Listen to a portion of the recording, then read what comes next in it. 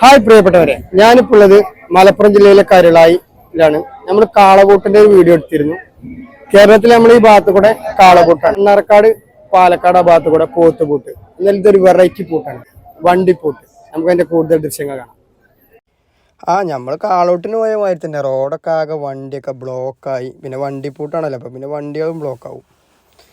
അപ്പോൾ ചെന്ന് നോക്കുമ്പോൾ തന്നെ ഒരു 5-6 ഡ്രോൺ ഉണ്ട് ട്രാക്കിന്റെ മേലെ കൂടെ. ഇങ്ങനെ പറഞ്ഞു അതിൽ മെയിനായിട്ട് ഒരാളുണ്ട്. നോക്കി ഈ നിൽക്കണ മുതലാരൊക്കെ കേരളത്തില് ഗീവവേ കൊടുക്കണ പുലി, ഗീവവേന്റെ പുലി ഓനും വന്നിട്ടുണ്ട് ഈ വണ്ടിപ്പൂട്ട് മത്സരത്തിന്. മലപ്പുറം കരുളായിൽ ഡ്രോണ് വറുത്താണ് പോപ്പര്.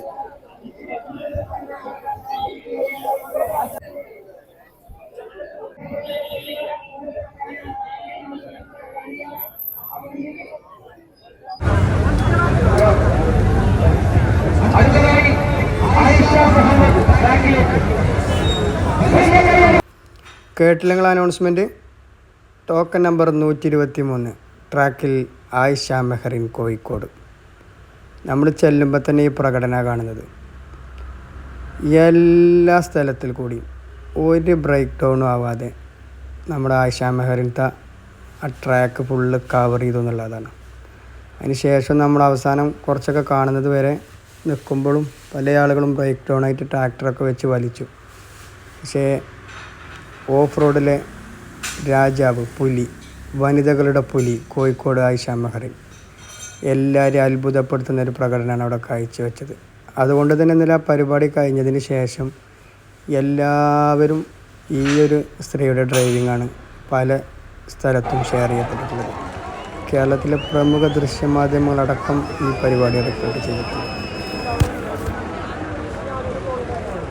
കാളോട്ടിന് പോയ അതേമാതിരി തന്നെ കേരളത്തിലെ വണ്ടിപ്രാന്തന്മാർ മൊത്തം നില കരുളായി പുള്ളിപ്പാടത്തുണ്ട്. നമ്മുടെ social media influencer Yasar Pookuttampadam, Muneer Eppikkad ഇവരൊക്കെയാണ് പരിപാടിയുടെ ഓർഗനൈസിങ് കമ്മിറ്റി.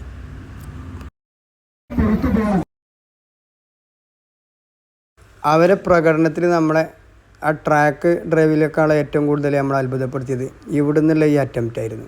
ഈ കെട്ടി വലിക്കുന്ന സമയത്ത് വണ്ടി പെട്ടെന്ന് ഇങ്ങോട്ട് കയറി വന്നപ്പോൾ അത്രയും ആളുകൾക്കിടയിൽ നിന്ന് ഒരാളെ മേത്ത് പോലും തട്ടാത്ത രീതിയിലൊരു ബ്രേക്ക് ചെയ്യൽ. വീഡിയോ എടുക്കുന്ന നമ്മൾ വരെ ബാക്കിലേക്ക് പോയി പേടിച്ചിട്ട്. പക്ഷേ അവരത് അത്രയും കറക്റ്റ് കണ്ണിങ്ങിൽ അവരത് ബ്രേക്ക് ചെയ്തെടുത്തു എന്നുള്ളതാണ്. അതിനുശേഷം കേരളത്തിലെ എല്ലാ ദൃശ്യമാധ്യമങ്ങളും, റിപ്പോർട്ടർ, ന്യൂസ് 80 ഇവരൊക്കെ അവരെ ഇൻ്റർവ്യൂ എടുക്കുന്നത് വളരെ പ്രതീക്ഷയോടെ കാര്യങ്ങൾ പറയുന്നുണ്ട്.